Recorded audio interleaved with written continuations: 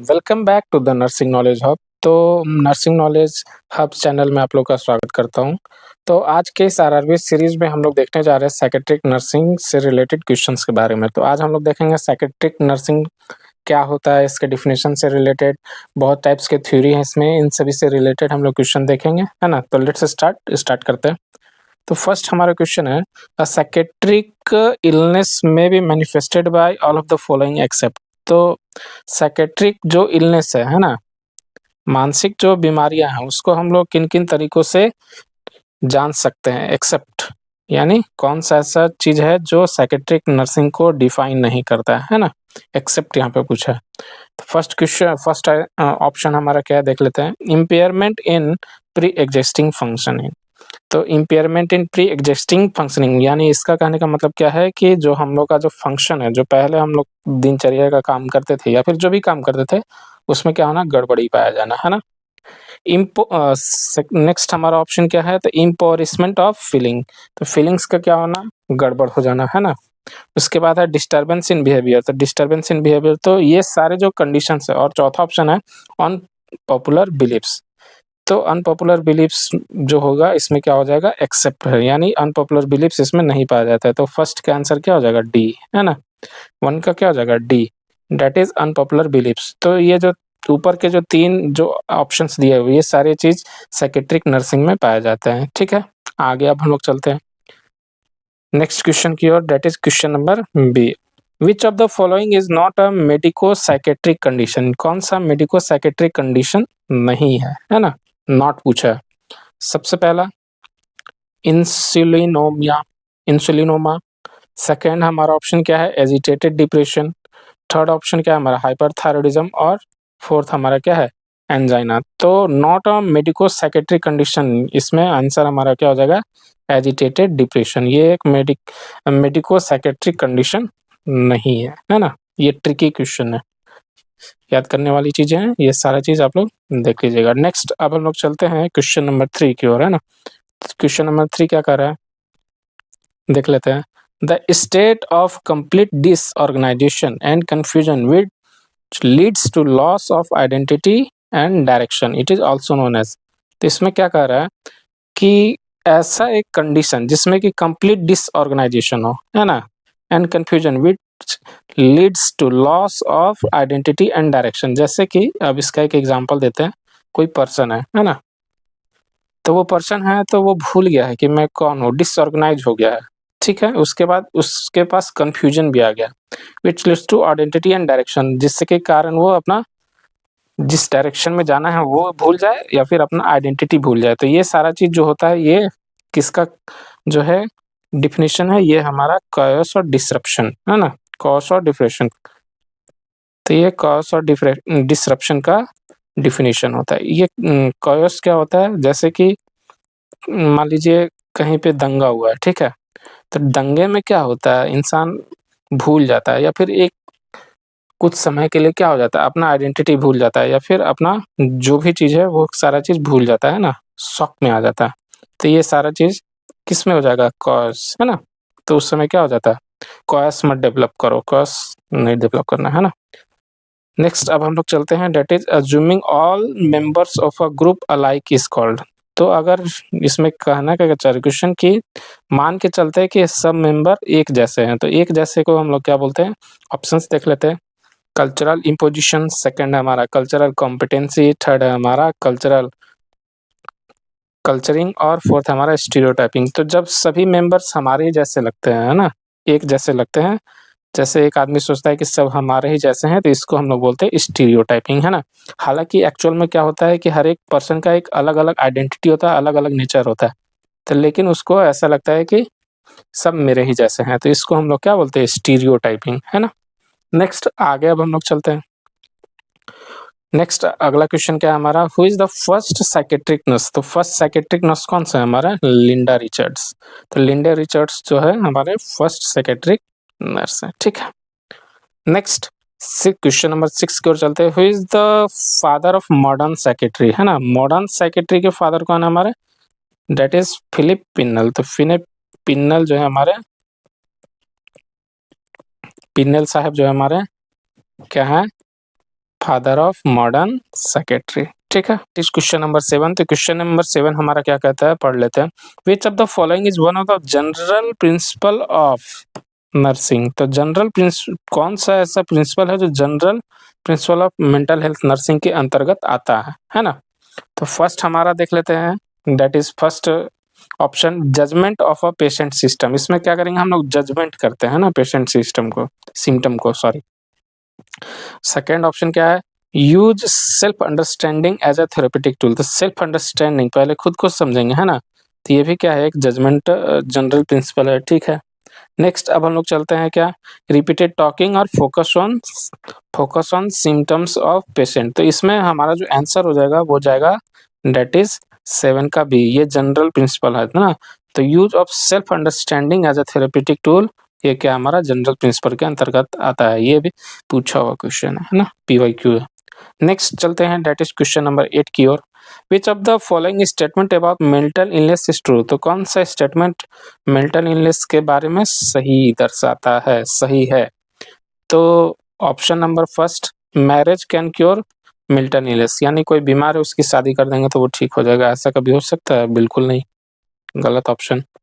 Next, mental illness is connected to committing sin in the past. कोई पहले, सिन का मतलब क्या होता है, बुरा कर्म। तो पहले कोई बुरा कर्म कर रहा था, तो ये मेंटल इलनेस इससे रिलेटेड है, ऐसा कुछ नहीं है। Next, mental illness is curable. तो मेंटल इलनेस क्यूरेबल है, बिल्कुल ये स्टेटमेंट क्या है, सही है, मेंटल इलनेस ठीक किया जा सकता है। ठीक है, mentally ill patient are dangerous for the society, ऐसा कुछ नहीं है, मेंटली इल पेशेंट डेंजरस हो भी सकते हैं, नहीं भी हो सकते। ठीक है, नेक्स्ट अब हम लोग चलते हैं क्वेश्चन नंबर 9 की ओर, that is term psychiatry was coined by. इसमें टर्म साइकेट्री जो है, कौन से ऐसे महानुभाव थे उन्होंने साइकेट्री टर्म को जोड़ा था। तो इसका ऑप्शंस देख लेते हैं, स्किनर, उसके बाद सेकंड ऑप्शन हमारा क्या है, सिगमंड फ्रॉइड, थर्ड है हमारा क्रिश्चियन रेल, और फोर्थ है हमारा यूजेन ब्लूअर। तो इसका आंसर हो जाएगा डेट इज क्रिश्चियन रेल। तो क्रिश्चियन रेल वो महानुभाव थे जिन्होंने साइकेट्रिक टर्म को जोड़ा था, है ना, कॉइन किया था। नेक्स्ट अब हम लोग चलते हैं, दैट इज क्वेश्चन नंबर 10 की ओर। तो क्वेश्चन नंबर 10 हमारा क्या कहता है, देख लेते हैं। Nobel prize for experiment on split brain was given to. तो स्प्लिट ब्रेन एक जो क्या था हमारा एक्सपेरिमेंट था, है ना। ये एक्सपेरिमेंट जो था ये क्या बताता था कि एक आदमी जो है उसका सोच कैसा होता है ना। जैसे कि उसको एक फिगर फिगर दिखा दिया जाता था चिड़िया का। तो ये मान लीजिए चिड़िया का एक फिगर दिखा दिया, तो चिड़िया जो था वो चिड़िया के बारे में बोला जाता था कि अपना व्यू दीजिए। तो वो क्या करता था कि अपना व्यू देता था। तो कुछ बोलते थे कि चिड़िया को हम मार के खा जाएंगे, या फिर ये बहुत अच्छा है। कुछ लोग बोलते थे इसको पालने में बहुत अच्छा रहेगा। तो मतलब दोनों विचार देते थे, एक अच्छा और एक बुरा। तो ये बताता था हमारा वो पर्सन का नेचर कैसा है ना। उसके बहुत सारे टॉपिक्स पे मतलब उससे डिस्कस करके और उसका कंक्लूजन निकाला जाता था कि ये पर्सन का बिहेवियर कैसा है ना।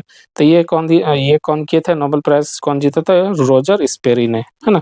रोजर स्पेरी ने क्या किया था, स्प्लिट ब्रेन एक्सपेरिमेंट किया था और उसके थ्रू ये सारी चीजें की थी, है ना। नेक्स्ट अगला हम लोग देख लेते हैं question number 11। Name the author who propounded psycho analysis. तो साइको एनालिसिस कौन दिया था, साइको एनालिसिस थ्योरी कौन दिया था। साइको एनालिटिक थ्योरी में क्या होता है हमारा, सिगमंड फ्रॉइड दिए थे। इन्होंने क्या किया था कि साइको एनालिटिक थ्योरी में ईड, ईगो और सुपर ईगो में जो है ना, सुपर ईगो में डिवाइड किया था पर्सनालिटी को। तो पर्सनालिटी को इन्होंने 3 हिस्सों में बांटा था, डेट इज ईड, ईगो और सुपर ईगो। देखेंगे आगे ईड, ईगो, सुपर ईगो क्या होता है, देख लेते हैं कैसे कौन से प्रिंसिपल पे काम करता है, ये भी सारा चीज देख लेंगे। ठीक है, तो क्वेश्चन नंबर 12 का हमारा क्या कहता है, फादर ऑफ इंटेलिजेंस टेस्ट। तो फादर ऑफ इंटेलिजेंस टेस्ट वो कौन है।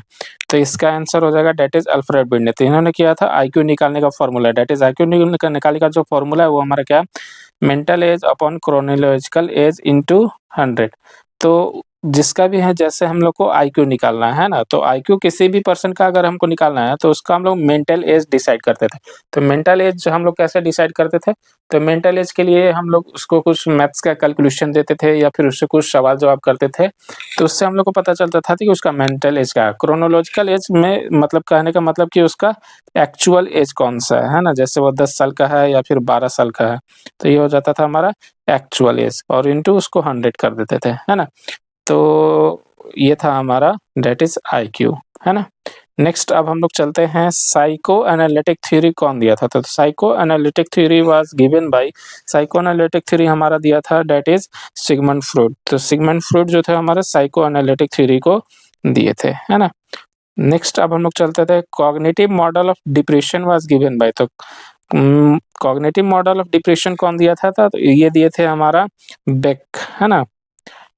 तो ये दिए थे हमारा कॉग्निटिव मॉडल ऑफ डिप्रेशन, ठीक है? की तरफ तो थ्योरीज ऑफ पर्सनालिटी डेवलपमेंट में हम लोग क्वेश्चन देख लेते हैं 15th number question. In Erikson theory an adolescent develops a sense of, तो एडोलेसेंट जो होता है वो कौन सा सेंस डेवलप करता है? तो एडोलेसेंट जो है सेंस ऑफ डेवलप करेगा तो इसमें हो जाएगा दैट इज आइडेंटिटी। तो इसका एक ट्रिक मैंने बनाया है that is truck auto in industry, है ना? तो ट्रक ऑटो इन इंडस्ट्री, अब इससे आप लोग को समझ में आ जाएगा कि क्या कहना क्या चाह रहा है ना? तो देख लेते हैं। तो फर्स्ट हमारा क्या है टी, दैट इज टी से ऊपर लिखेंगे तो ये हो जाएगा ट्रस्ट या मिसट्रस्ट, है ना? तो ये बच्चों में डेवलप हो जाता है ट्रस्ट या मिसट्रस्ट, ठीक है? तो इसमें हो जाएगा, ये किस में देखने को मिलता है? ये इन्फेंट्स में देखने को मिलता है। तो इन्फेंट्स में हम लोग को क्या देखने को मिलेगा? ट्रस्ट या फिर इंट्रस्ट मिसट्रस्ट, है ना? तो ये हम लोग को देखने को मिलता है किस में? इन्फेंट्स में, ठीक। अगला अब हम लोग देख लेते हैं तो ऑटो, तो ऑटो से क्या हो जाएगा हमारा? ऑटोनोमी, है ना? ऑटोनोमी हो जाएगा या फिर क्या हो जाएगा हमारा? ऑटोनोमी या फिर सेम या फिर डाउट। तो ऑटो से क्या हो जाएगा? ऑटोनोमी, है ना? या सेम या डाउट, ये दोनों चीज होता है, ठीक है? तो ये किस में देखने को मिलता है? ये देखने को मिलता है टॉडलर में। ये किसको देखने को मिलता है? टॉडलर में, ठीक है? इन से क्या हो जाएगा? इनिशिएटिव, है ना? इन से क्या हो जाएगा? इनिशिएटिव। तो इनिशिएटिव वाला जो है हम लोग को देखने को मिलता है किसमें? इनिशिएटिव या फिर गिल्ट, है ना? तो इसके लिए कौन सा हो जाएगा? इनिशिएटिव। इन से हो जाएगा क्या हो जाएगा? इनिशिएटिव, इनिशिएटिव वर्सेस क्या हो जाएगा? गिल्ट, है ना? तो इनिशिएटिव या फिर गिल्ट ये जनरली हम लोग को देखने को मिलता है किसमें? दैट इज प्री स्कूल में, प्री स्कूल में देखने को मिलता है, ठीक। प्री स्कूल का जो एज ग्रुप होता है उसमें हम लोग को देखने को मिलता है, ठीक है। नेक्स्ट अब हम लोग चलते हैं इन इंडस्ट्री, तो इंडस्ट्री जो वाला जो देखने को मिलता है तो इसके लिए क्या हो जाएगा? Industry versus inferiority. तो इंडस्ट्री ऑलरेडी लिखा हुआ है और इंफीरियरिटी, ठीक है? इंफीरियरिटी, ठीक है। ये वाला जो है जनरली देखने को मिलता है हमारे किसमें? स्कूल एज में। तो किसमें देखने को मिलता है? ये वाला जो हम लोग को देखने को मिलता है दैट इज स्कूल एज में देखने को मिलता है, ठीक है? स्कूल एज, ठीक है। उसके बाद आगे अब हम लोग देख लेते हैं तो स्कूल एज तक का ये काम खत्म हो गया एरिक्सन के द्वारा, है ना? तो अगला अब हम लोग देख लेते हैं तो इसके बाद होता है हमारा क्या? एडोलेसेंस में क्या देखने को मिलेगा? तो आइडेंटिटी भी देखने को मिलता है, ठीक है? आइडेंटिटी वर्सेस इंफीरियरिटी, है ना? तो आइडेंटिटी वर्सेस इंफीरियरिटी, यही जो है इतना तक ही देखने को मिलता है हमारा और इतने से क्वेश्चन आता है ना? तो हमेशा ट्रिक याद रखना है और truck auto in industry, truck auto in industry, इससे आप लोग को याद रहेगा कि जो है ना एरिक्सन का जो है थ्योरी जो है ये दिए थे, ठीक है। नेक्स्ट अब हम लोग चलते हैं दैट इज क्वेश्चन नंबर 16 की ओर। तो 16 हमारा क्या कहता है?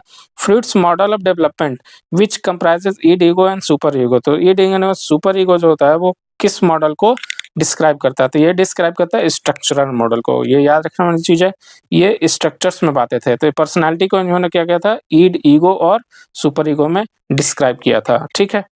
यह हम लोग देखेंगे आगे, इससे रिलेटेड क्वेश्चन है तो इसको ईड ईगो और सुपर ईगो को अच्छे से डिस्कस करेंगे, है ना? नेक्स्ट की ओर क्या है हमारा question? According to Kubler-Ross theory of grief, तो कुबलर-रॉस थ्योरी ऑफ ग्रीफ के according which of the following is observed in stage 2। Stage 2 में क्या देखने को मिलता है? तो स्टेज 2 में क्या देखने को मिलेगा? तो इसका एक ट्रिक है दैट इज डबडा। तो डबडा से याद रखते हैं कुबलर-रॉस मॉडल थ्योरी। तो फर्स्ट जो डी है उससे क्या होता है? डिनायल होता है। फर्स्ट में क्या होता है? डिनायल होता है। इसका एक एग्जांपल लेके समझते हैं क्या कि कोई पर्सन है ना? तो उसके घर में मान लीजिए कि किसी का डेथ हो चुका है, तो किस-किस उसको खबर सुनाएँगे ग्रीफ मॉडल से, तो ग्रीफ मॉडल के अकॉर्डिंग किस-किस स्टेज से वो होके उसका गुजरता है। तो डी से हो जाएगा तो फर्स्ट जो हमारा डी है उससे क्या हो जाएगा, डिनायल, क्या करेगा, डिनायल करेगा। जैसे उसको पता चलेगा तो वो क्या करेगा, मानने को तैयार ही नहीं होगा। उसके बाद सेकंड क्या है, ए, तो दैट इज, उससे क्या हो जाएगा, उसके बाद क्या हो जाएगा, एंगर शो करता है ना। उसके बाद क्या है, थर्ड बी, तो बी से क्या हो जाएगा, बार्गेन करेगा, है ना, बार्गेनिंग होता है, ठीक। उसके बाद क्या होता है, लास्ट डी से हमारा क्या होता है, डिपेंडेंस, है ना। उसके बाद क्या हो जाएगा, डिपेंडेंस हो जाएगा, और उसके बाद लास्ट में क्या हो जाएगा, एक्सेप्ट करेगा। तो ये होता है हमारा डबडा मॉडल, है ना। तो डबडा मॉडल जो होता है कुबलर रॉस थ्योरी के अकॉर्डिंग डबडा मॉडल होता है। तो स्टेज 2 में क्या आ जाएगा, डिनायल, और फर्स्ट क्या है, फर्स्ट डबडा में डी से डिनायल, ए से एंगर, बी से बार्गेनिंग, डी से हो जाएगा डिपेंडेंस, और ए से हो जाएगा एक्सेप्टेंस। तो स्टेज 2 में क्या हम लोग को देखने को मिला, एंगर देखने को मिला। तो आई होप आप लोग को समझ में आया होगा डबडा मॉडल, है ना। कुबलर रॉस थ्योरी ने डबडा मॉडल दिया था, डिनायल, एंगर, बार्गेनिंग, डिपेंडेंस, उसके बाद एक्सेप्टेंस, है ना। नेक्स्ट अब हम लोग चलते हैं डेट इज क्वेश्चन नंबर 18 की ओर, देख लेते हैं क्या कहता है हमारा 18 नंबर क्वेश्चन। तो 18 नंबर क्या कहता है, the techniques of psychoanalysis include except. तो साइको एनालिसिस के लिए चीजें यूज की जाती है, तो ऐसा कौन सा चीज है जो साइको एनालिसिस के लिए यूज नहीं किया जाता है। फर्स्ट ऑप्शन क्या है, exploration, second free association, third हमारा क्ले एसोसिएशन, और फोर्थ हमारा ट्रांसफेरेंस। तो इसमें यूज नहीं किया जाता है, that is clay association. Clay association हम लोग साइको एनालिसिस थ्योरी में रिगार्ड नहीं करते हैं, उसको वैल्यू नहीं देते हैं। नेक्स्ट अगला आप लोग चलते हैं, डेट इज क्वेश्चन नंबर 19 की ओर। तो which of the following behaviour by a 35-year-old male client indicates cognitive development. तो 35 साल का एक गबरू जवान आदमी है ना, मेल है। तो ऐसा कौन सा जो बिहेवियर होगा वो दिखाएगा कि कॉग्निटिव डेवलपमेंट है, ठीक है। तो नेक्स्ट इसका ऑप्शंस देख लेते हैं। तो ऑप्शंस क्या होगा, एक्वायर, ऑब्जेक्ट परमानेंस। तो ऑब्जेक्ट परमानेंस क्या होता है मैं बता चुका हूँ।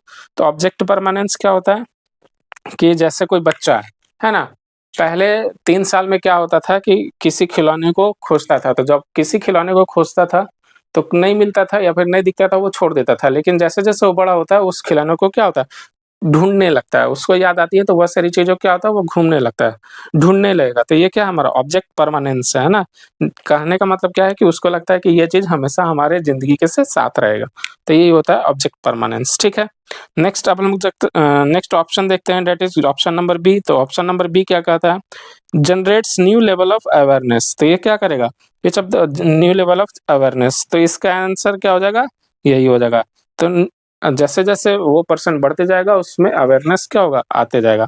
नेक्स्ट अगला क्या है हमारा, intelligence demonstrated through logical and systematic manipulation. तो मैनिपुलेट उस वो हो जाएगा इजीली। तो ये ऑप्शन क्या है, गलत हो जाएगा। और ईगोसेंट्रिक एंड थॉट डिमिनिसेस। तो ईगोसेंट्रिक और थॉट डिमिनिसेस, तो 35 साल का आदमी इगोइस्ट तो जनरली नहीं होता है। इगोइस्ट जनरली देखने को मिलता है एडोलसेंट और एडल्टहुड में, है ना। तो इसका करेक्ट आंसर हो जाएगा option number B, that is generates new levels of awareness. Next अब हम लोग चलते हैं क्वेश्चन नंबर 20 की ओर। The part of mind that distinguishes right from wrong and act as censor of behaviour is known as. तो ये कौन सा दिखाएगा, तो कौन सा चीज है जो बताता है कि ये चीज गलत है और ये चीज सही है। तो ये बताता है हमारा डेट इज सुपर ईगो। तो साइकोएनालिटिक थ्योरी में मैं बताया था तो ये साइकोएनालिटिक थ्योरी का पार्ट है। अब इसमें हम लोग डिस्कस कर लेते हैं। तो इसमें मैं बताया था ईड होता है, ईगो होता है और सुपर ईगो होता है, ठीक है। तो ईड जो होता है वो प्लीजर प्रिंसिपल पे काम करता है ना। तो प्लीजर प्रिंसिपल पे कैसे काम करता है देख लेते हैं। ये किस पे काम करेगा, प्लीजर प्रिंसिपल पे काम करता है। तो ईड जो होता है वो प्लीजर प्रिंसिपल पे काम करता है। तो कोई भी आदमी होता है वो बिना प्लेजर के काम नहीं करता है, बिना मजा के काम नहीं करना चाहता है ना। या फिर उसके पीछे कुछ ना कुछ मोटिव होता है। खाना खाएंगे तो उससे क्या होगा, मेरा भूख मरेगा, तो ये क्या है, प्लेजर है ना। नींद आ रही है, सोना है, तो ये भी क्या है, प्लेजर है, ठीक है। प्यास लगी है, पानी पीना है, क्या है, प्लेजर। तो ये सारी चीजें किस पे आती है, प्लेजर पे आती है। तो ईड जो होता है वो काम करता है प्लेजर पे। और ईगो किस पे काम करता है, ईगो काम करता है हमारा दैट इज रियलिटी प्रिंसिपल पे, ठीक है। तो ईगो किस पे काम करेगा, रियलिटी प्रिंसिपल पे। तो ये कैसे काम करता है हम लोग देख लेते हैं, ठीक है। तो ईगो जो काम करता है और ये रियलिटी प्रिंसिपल पे काम करता है ना। तो इसमें देख लेते हैं, रियलिटी प्रिंसिपल पे काम करेगा। तो मान लीजिए मुझे रसगुल्ला खाना है, लेकिन रसगुल्ले का दाम 60 रुपए है और मेरे पास 60 रुपए नहीं है, तो हम उसको खाएंगे कि नहीं खाएंगे? तो ये डिसाइड कौन करेगा? हमारा ये डिसाइड करता है ईगो, है ना? नॉर्मल चाल की भाषा में ईगो और सुपर ईगो का मतलब यहाँ पे अलग है। वो मतलब नहीं है कि इसको बहुत ईगो है, सुपर ईगो, है ना? तो वो वहाँ से क्या है, ये अलग है, ठीक है? तो रियलिटी ईगो जो प्रिंसिपल होता है वो क्या करता है, रियलिटी को दर्शाता है। दैट इज़ अगर पैसे रहेंगे तो मैं खाऊँगा रसगुल्ले या फिर नहीं खाऊँगा, लेकिन मुझे खाना है। ये कौन डिसाइड करेगा? ईट डिसाइड करता है कि मुझे खाना है। खाएगा तो ये मीठा चीज़ मुझे अच्छा लगेगा, ठीक है?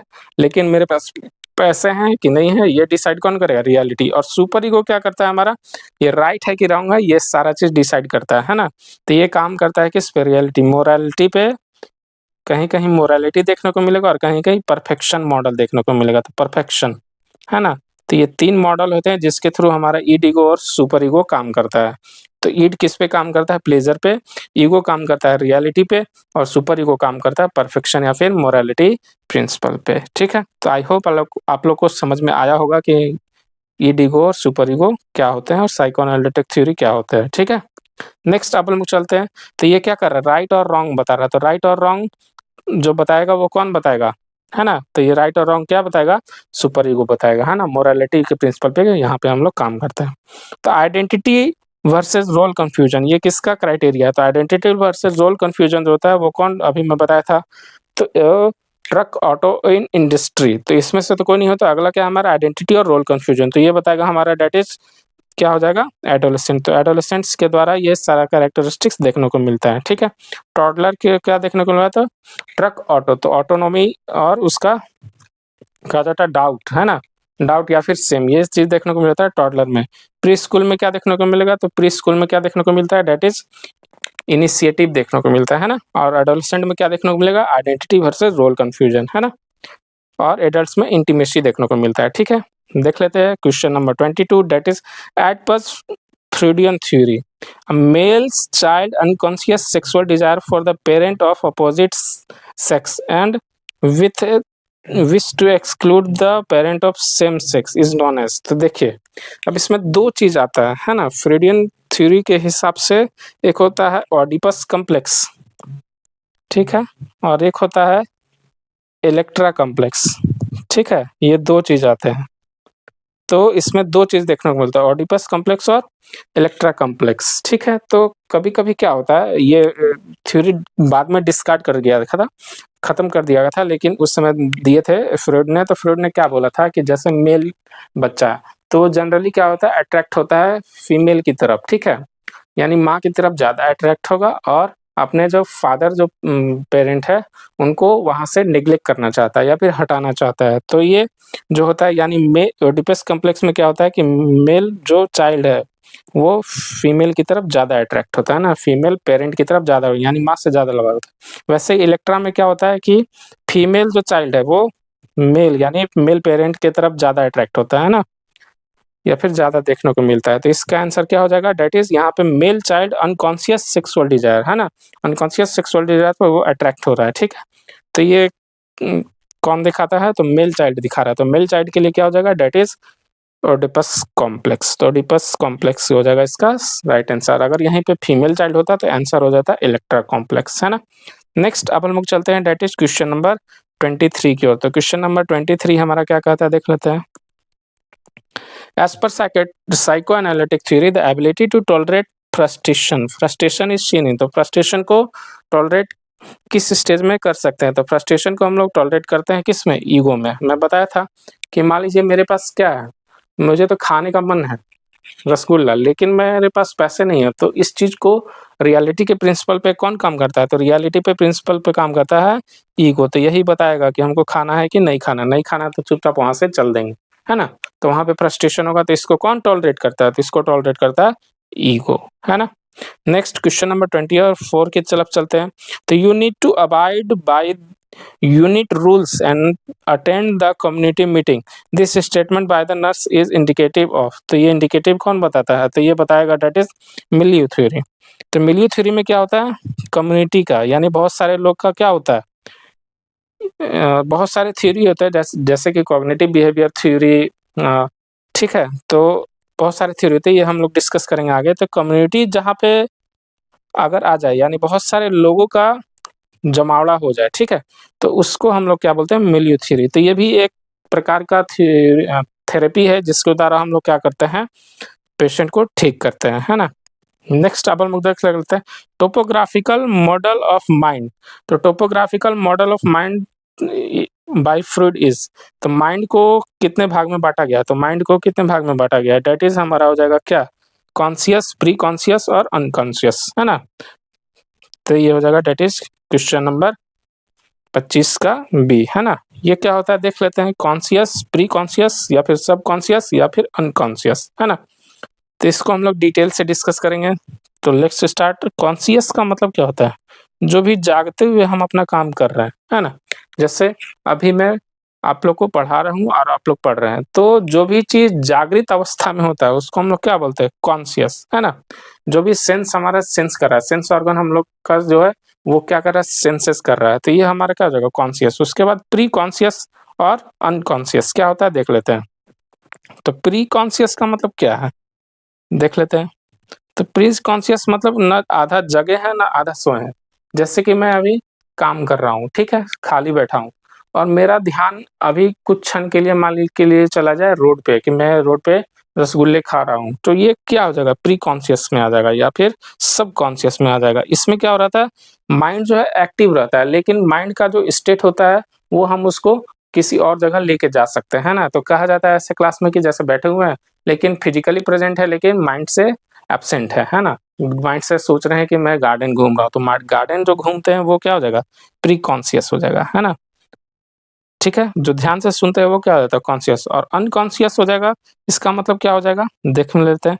तो अनकॉन्शियस का मतलब क्या हो गया कि जो भी चीजें हैं वो अनकॉन्शियस, जैसे डिजायर वगैरह, ये सारी चीजें कहाँ पे बैठती है, ये हमारी बैठती है अनकॉन्शियस में कि मुझे ये बनना है, मुझे ये काम करना है अपनी जिंदगी में, मुझे ये प्राप्त करना है। तो ये सारा चीज हो जाएगा किसका अनकॉन्शियस का फंक्शन, है ना? तो माइंड को फ्रूड बाबा ने 3 चीज़ों में बाँटा था, that is conscious, pre conscious और अनकॉन्शियस। प्री कॉन्शियस को हम लोग सबकॉन्शियस भी बोलते हैं, ठीक है? Another term for super ego, next question में आ जाते हैं, that is another term for super ego. तो सुपर ईगो के लिए नया टर्म कौन-सा है? तो दैट इज़ कॉन्साइंस। क्या है हमारा? कॉन्साइंस होगा, है ना? दैट इज़ रज़ामंदी, ठीक है? नेक्स्ट अब हम लोग चलते हैं। An attempt to integrate values learn from parents and society is referred as. तो पेरेंट और सोसाइटी से कौन बताता है? तो पेरेंट्स और सोसाइटी से हमारा क्या बताएगा सुपर ईगो। यही क्या बताया मोरालिटी, है ना? तो यही पेरेंट्स से हम लोग को क्या मिलता है मोरालिटी मिलता है कि ये अच्छा काम है, ये बुरा काम है, ये चीज करना चाहिए, ये चीज नहीं करना चाहिए, या फिर परफेक्शन मॉडल, इसी को हम लोग परफेक्शन मॉडल भी कहते हैं, ठीक है? नेक्स्ट देख लेते हैं। According to Erikson stage the of psychosocial development, which of the following development task is associated with infant? तो infant से कौन सा चीज जो है जुड़ा हुआ है? फर्स्ट ऑप्शन क्या है ट्रस्ट और मिसट्रस्ट। तो ट्रस्ट और मिसट्रस्ट किससे जुड़ा हुआ है? किससे जुड़ा हुआ है? इन्फेंट से ही जुड़ा हुआ है ना, इन्फेंट से जुड़ा हुआ है। ट्रक ऑटो इन इंडस्ट्री याद रखना होगा आप लोग को। तो 20A का हो जाएगा क्या ट्रस्ट या फिर मिसट्रस्ट, ठीक है? अब देख लेते हैं उसके बाद नेक्स्ट ऑटो, तो ट्रक ऑटो, तो इससे इससे ऑटोनॉमी वर्सेस सेम, ये किससे जुड़ा हो जाएगा? तो ये जुड़ा रहता है हमारा किससे? इन्फेंट के बाद हो जाएगा क्या टॉडलर। अच्छा एज ग्रुप की अगर बात की जाए तो इन्फेंट के कितना 1 साल तक के बच्चों को बोलते हैं टॉडलर, 2 से 3 साल के बच्चों को बोलते हैं।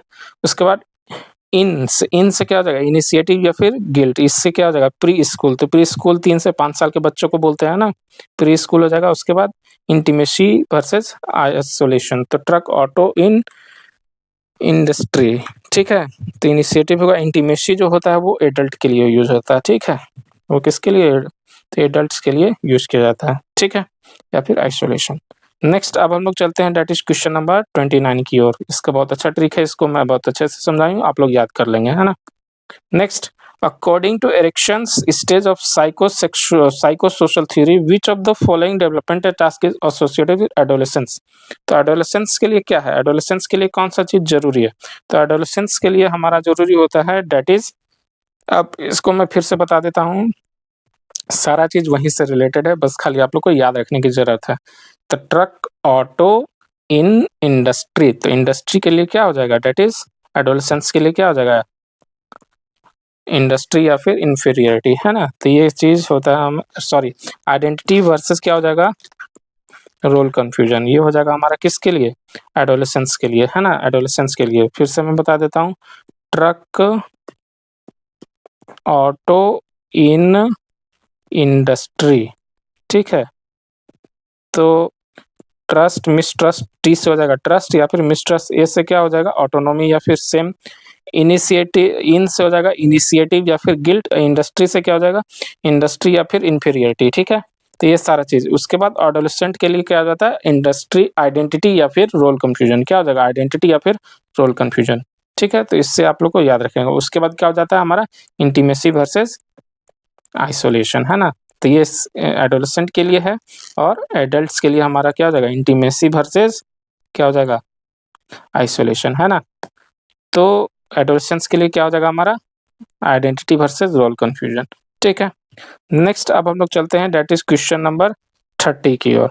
तो इंटरपर्सनल थ्योरी, तो इंटरपर्सनल थ्योरी, आईपीआर थ्योरी कौन दिया था, तो इंटरपर्सनल थ्योरी हिलगार्ड पैपलू ने दिया था, ठीक है। नेक्स्ट अब हम लोग चलते हैं, डेट इज क्वेश्चन नंबर 31 की ओर। A 5-year-old girl child is struggling with whether to take chocolate cookies out of the jar without her mother's permission. तो एक 5 साल की लड़की है, वो सोच रही है या फिर स्ट्रगल कर रही है कि क्या मैं चॉकलेट का जो कुकीज है वो निकालूं या ना निकालूं, ना। तो बिना अपनी माँ के परमिशन से। Which of Freud personality structure is activated by this scenario. तो इस सिनेरियो से कौन सा पर्सनालिटी का अंग जो है वो डेवलप हो रहा है, तो इसमें डेवलप हो रहा है डेट इज ईगो, है ना। तो ये काम करना चाहिए या फिर नहीं करना चाहिए, ये कौन बताएगा। तो ये किस पे काम कर रहा है, ये रियलिटी के प्रिंसिपल पे काम कर रहा है ना। 5 साल की बच्ची है तो उसको सही और गलत का कुछ फर्क नहीं पता चल रहा है, तो ये क्या हो जाएगा हमारा, ईगो के थ्रू काम कर रहा है ना, ये ईगो के थ्रू क्या होगा, काम करेगा, ठीक है। नेक्स्ट अब हम लोग चलते हैं, डेट इज क्वेश्चन नंबर 32। कुछ लोग इसमें बोलेंगे कि सुपर ईगो, तो सुपर ईगो इसलिए नहीं होगा क्योंकि वो 5 साल की बच्ची है, तो वो क्या सीख पाएगी, है ना। तो एज के अकॉर्डिंग भी ये सारी चीजें मैटर करती है, ठीक है। नेक्स्ट अब हम लोग चलते हैं, that is question number 32, the contribution of Sigmund Freud are all except. तो कौन सा चीज नहीं, सिगमंड फ्रॉइड बाबा ने कौन सा चीज नहीं दिया था, तो सिगमंड फ्रॉइड बाबा ने कौन सा चीज नहीं दिया था, तो सुपीरियरिटी इंफीरियरिटी कॉम्प्लेक्स नहीं दिया था, है ना। सुपीरियरिटी इंफीरियरिटी कॉम्प्लेक्स सिगमंड बाबा ने नहीं दिया था, ठीक है। नेक्स्ट अब हम लोग चलते हैं, तो टर्म ईड वाज कॉइन्ड बाय, तो ईड ईगो सुपर ईगो कौन दिया था, सिगमंड फ्रॉइड ने ही तो दिया था, है ना। बहुत बार डिस्कस कर चुके हैं। पैब्लो जो है, पैब्लो जो experiment is an example of, तो पैब्लो जो था क्या दिया था, दैट इज क्लासिकल कंडीशनिंग दिया था।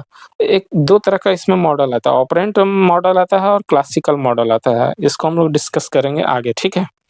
इसको मैं बताऊंगा अच्छे से डिटेल के बारे में। ये भी जो था नोबेल प्राइज विनर थे पैब्लो ना, ठीक है। नेक्स्ट अब हम लोग देखते हैं, विच of the following model suggest the psychological disorder result from acquiring dysfunctional ways of thinking and acting, है ना। तो ये बताता है कि psychological disorder results from acquiring dysfunctional ways of thinking, यानी गलत तरीके से सोचने और एक्टिंग करने का जो है ना, अपने दिनचर्या या फिर रोजमर्रा की जिंदगी में जो है सही तरीके से नहीं सोच पाना, ये कौन सा मॉडल को दिखलाता है, तो ये दिखलाता है डेट इज, ऑप्शंस देख लेते हैं, सोशल मॉडल, बी में आ जाएगा सोमेटिक मॉडल, ठीक है, सी में आ जाएगा बिहेवियरल मॉडल, और डी में आ जाएगा कॉग्निटिव बिहेवियर। तो जो भी चीज हम लोग सोचते हैं या फिर सीखते हैं वो सारा चीज मैक्सिमम आ जाता है किस में, कॉग्निटिव मॉडल में, है ना। तो कॉन्शियस होकर जो भी चीज सीखते हैं, जैसे कॉग्निशन में आ जाएगा पढ़ना लिखना, ठीक है, साइकिल चलाना, तो जो भी चीजें हम लोग सीखते हैं अपने लाइफ में वो कॉग्निटिव मॉडल में आ जाता है, ठीक है। Next question number 36, according to Freud psychoanalytic view the pleasure principle is based on, तो प्लेजर पे कौन सा होता है, ईड काम करेगा, है ना। प्लेजर पे कौन काम करेगा, ईड काम करेगा। ईड काम करता है प्लेजर पे, ईगो काम करता है किस पे, रियलिटी पे, है ना। और सुपर ईगो काम करता है मोरालिटी या फिर परफेक्शन, है ना। इस पे सारा चीज़ काम करता है ना? मैं तीनों के बारे में बहुत अच्छे से बार-बार डिस्कस कर चुका हूँ और इन सभी से क्वेश्चन्स आते हैं, बिल्कुल आसान है, इन सभी को स्किप नहीं करना है। According to Freud's psychoanalytic model the social component of personalities, तो सोशल कंपोनेंट का पर्सनैलिटी कौन-सा होता है? तो कौन-सा चीज़ है जो बताएगा हमारा क्या? के मोरालिटी बेसिस पे, तो सोशल जहाँ पे आ जाएगा यानी मोरालिटी आ जाएगा, तो वहाँ पे आंसर हो जाएगा हमारा super ego. According to Freud psychoanalytic views psychological component of personality consist of, तो साइकोलॉजिकल कंपोनेंट, तो साइकोलॉजिकल कंपोनेंट कौन बताता है? तो साइकोलॉजिकल कंपोनेंट बताएगा सभी, है ना? सारा जो है ऑल ऑफ द एबव, यानी ईड ईगो और सुपर ईगो, ईड ईगो और सुपर ईगो, है ना? तो ये तीनों चीज़ जो हमारा साइकोलॉजिकल कंपोनेंट में आता है, ठीक है? नेक्स्ट अब हम लोग चलते हैं दैट इज़ ऑडिपल, तो ऑडिपल स्टेज मैं बताया था ऑडिपल कॉम्प्लेक्स, तो ऑडिपल कॉम्प्लेक्स में क्या होता है? मेल जो होता है वो फीमेल माँ की तरफ ज़्यादा अट्रैक्ट होता है ना? तो इस अट्रैक्शन को कब देखा जाता है? तो ये जनरली देखा जाता है, ऑडिपल कॉम्प्लेक्स को देखा जाता है हमारा दैट इज़ 3 टू 6 ईयर, यानी 3 से 6 साल के बच्चों में ये जनरली देखने को मिलता है ऑडिपल कॉम्प्लेक्स, है ना? नेक्स्ट अब हम लोग चलते हैं क्वेश्चन नंबर 40 की ओर, that is that part of mind which is working on the reality principle, तो reality principle पे कौन सा हमारा पार्ट काम करेगा? तो reality पे काम करता है that is काम करेगा हमारा कौन सा? that is ईड काम करता है ना? नेक्स्ट अब हम लोग चलते हैं फिक्सेशन ऑफ हिस्टीरिया, तो हिस्टीरिया का जो फिक्सेशन होता है वो क्या होता है? तो हिस्टीरिया का जो फिक्सेशन है वो क्या हमारा डेट इज ये हम लोग देखते हैं किसमें? फैलिक में देखने को मिलता है ना? फैलिक में इसके स्टेज होते हैं ओरल, एनल, फैलिक, ठीक है? तो इस टाइप से स्टेजेस होते हैं, ये सारा चीज हम लोग डिस्कस करेंगे डिटेल से लेक्चर में, ठीक है? 42 का सी ऑडिपल कॉम्प्लेक्स इज गिवन बाय, ठीक है? तो ये किसमें देखने को मिलता है? बॉयज में देखने को मिलता है, ये सारा चीज बता दूंगा। कितने साल में? तो 3 से 5 साल या फिर 3 से 6 साल में देखने को मिलता है। तो बॉयज 3 से 5 साल अगर कहीं भी होगा तो उसका क्या हो जाएगा? वो आंसर हो जाएगा, है ना? नेक्स्ट अब हम लोग चलते हैं दैट इज 43 नंबर की ओर, that is the in psychoanalytic term obsessive compulsive disorder is fixed at, तो ये कब फिक्स्ड होता है? तो ये फिक्स होता है हमारा दैट इज क्या हो जाएगा? एनल स्टेज में ये क्या हो जाता है? खत्म हो जाता है ना? ये जनरली क्या रहता है? ओरल फेज में रहता है और एनल फेज में क्या हो जाता है? खत्म हो जाता है। तो ओरल फेज में क्या होता है? ओरल ग्रेटिफिकेशन होता है, यानी उस बच्चे का ध्यान सिर्फ मुंह से रिलेटेड सारी चीजें होता है। और एनल में क्या होता है? उसकी ट्रेनिंग हो जाती है, यानी बॉल मूवमेंट को वो कंट्रोल करना सीख जाता है, यूरिनरी को पेशाब वगैरह ये सारी चीजें बोलने लगता है या फिर सीख जाता है ना? तो ये हमारा क्या that is psychoanalytic theory obsessive compulsive disorder fixed at, मतलब कि कब खत्म हो जाता है ये पूछ रहा है क्वेश्चन, है ना? फिक्स्ड एट मतलब कि खत्म हो जाना, तो खत्म हो जाता है। ओरल फेज में तो स्टार्ट रहेगा, एनल फेज में क्या हो जाएगा? खत्म हो जाएगा, ठीक है? नेक्स्ट आते हैं क्वेश्चन नंबर 44 की तरफ, that is which of the following is an example of classical conditioning, तो क्लासिकल कंडीशनिंग का कौन सा एक अच्छा एग्जांपल है ना? तो ये क्वेश्चन पूछ रहा है, तो देख लेते हैं क्लासिकल कंडीशनिंग। तो क्लासिकल कंडीशनिंग ने कौन परफॉर्म किया था? सबसे पहले ये पूछता है, तो पैवलो जो थे वो क्लासिकल कंडीशनिंग को परफॉर्म किए थे। इन्होंने क्या किया था कि एक एक्सपेरिमेंट किया था डॉग के साथ, तो डॉग के साथ एक्सपेरिमेंट किया था। तो ये क्या करते थे, डॉग जो था उसको क्या करते थे, उसको एक वो क्या किए कि सबसे पहले डॉग के सामने क्या रखे? फूड रखे, है ना? फूड रखे तो फूड को देखते ही वो क्या हुआ, उसके अंदर से डॉग के मुंह से क्या हुआ? सलाइवा निकलने लगा, ठीक? तो अब क्या किए कि डॉग को फूड देने से पहले एक बेल रखा उन्होंने, तो बेल पहले बेल बजाते थे, अब क्या हुआ कि बेल के बजाने के बाद जो थे वो अब फूड देने लगे।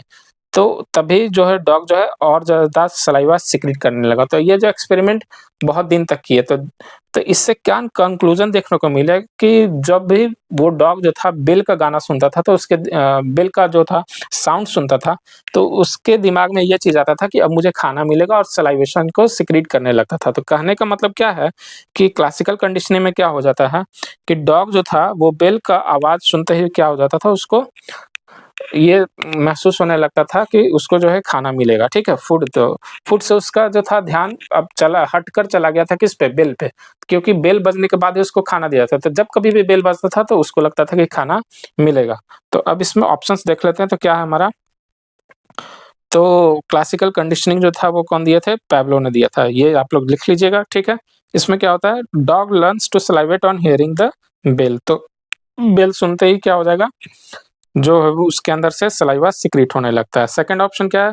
Rat presses a lever to get food delivered, ठीक है? तो ये जो होता है जो रैट वाला जो एक्सपेरिमेंट था ये था ऑपरेंट मॉडल, ये क्या था? ऑपरेंट कंडीशनिंग था, है ना? ऑपरेंट कंडीशनिंग, कंडीशनिंग, ठीक है, ऑपरेंट कंडीशनिंग। और ये कौन किया था? तो स्किनर ने परफॉर्म किया था, बीएफ स्किनर ने ये एक्सपेरिमेंट कर परफॉर्म किया था, ठीक है। तो पैवलोव जो किया था वो क्लासिकल कंडीशनिंग था, और जो स्किनर ने किया था वो था हमारा ऑपरेंट कंडीशनिंग। तो इसका option that is question number dog वाला वो क्या हो जाएगा? सही हो जाएगा। तो बेल को सुनते ही वो क्या होता था? उसको खाना, सॉरी सलाइवेशन होने लगता था, है ना? नेक्स्ट अब हम लोग देख लेते हैं that is 45 number, which of the following is an example of operant conditioning. तभी मैं बताया हूँ क्या कि ऑपरेंट कंडीशनिंग को कौन दिया था? बीएफ स्किनर ने दिया था। ऑपरेंट कंडीशनिंग में क्या होता है देख लेते हैं। चूहे के सामने एक लीवर रखा था, ठीक है, और लीवर को जब जब दबाया जाता था तो क्या फूड गिरता था, ठीक है।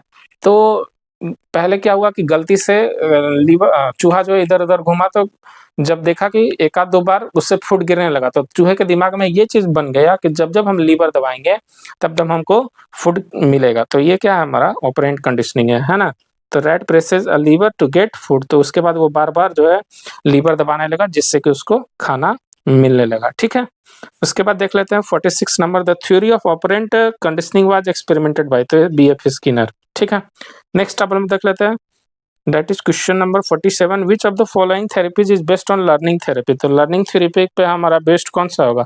ऑप्शंस देख लेते हैं। Cognitive therapy, psycho analysis theory, behaviour theory और मिलियो थ्योरी। तो दैट इज 46 का बिहेवियर थ्योरी हो जाएगा, है ना?